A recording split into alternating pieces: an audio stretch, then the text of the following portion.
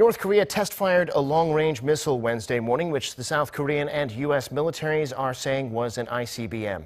It reached an altitude of 4,500 kilometers, far higher than any of the North's previous missiles, and came down in the East Sea, in Japan's territorial waters.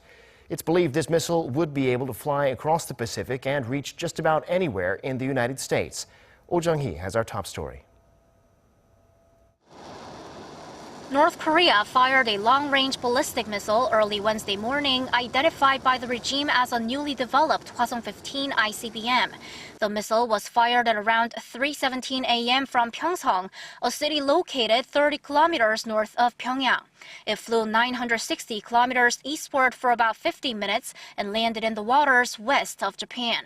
The missile was launched at a lofted angle, reaching 4,500 kilometers, higher than any other previously launched North Korean missile.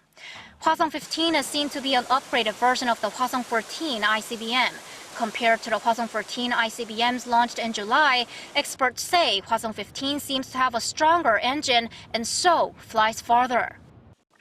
The previous Hwasong-14 missiles could fly up to 8,000 or 9,000 kilometers, reaching the western part of the U.S., but Wednesday's missile will be able to fly 11,000 to 12,000 kilometers. That covers the whole United States, including the eastern area. And Pyongyang aimed to make an even greater impact out of this missile launch, launching it at early dawn. Firing a missile at 3 o'clock in the morning is indeed a sudden attack and helps the regime see how quick South Korea and the US are to respond.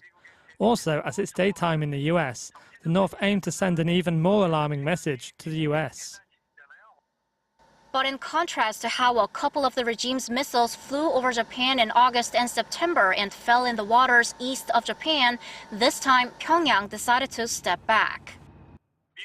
If the North makes its missile land near the US, then the political shock it sends to the world will be too large for it to handle, which may possibly lead to stronger international pressure. The other experts suggested this may be rather because North Korea was not able to make technological progress in other areas like re-entry technology. The North didn't mention re-entry technology in today's announcement, and instead of shooting the missile at a normal trajectory and let it pass over Japan, Pyongyang once again fired its missile at a lofted angle. This implies that it may have not solved other technological issues like missile re-entry. The Joint Chiefs of Staff say the recent launch could be seen as a protest against the recent economic sanctions against the regime, as well as Washington reinstating North Korea as a state sponsor of terrorism. The South Korean military stressed it is never letting its guard down and is always ready to strike back. South Korean forces launched precision strike missiles near the northern limit line in the East Sea just 6 minutes after the North Korean launch was detected. The JCS says it involved the Army's missile unit, one of the Navy's Aegis destroyers, and one of the Air Force's KF-16 fighter jets, each firing at a simulated target with the distance calibrated to match that of the location where North Korea test-fired its missile. The South Korean military is keeping close tabs on North Korea's military activities.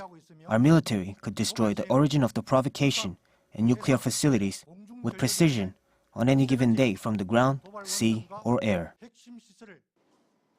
Jung-hee, Arirang News.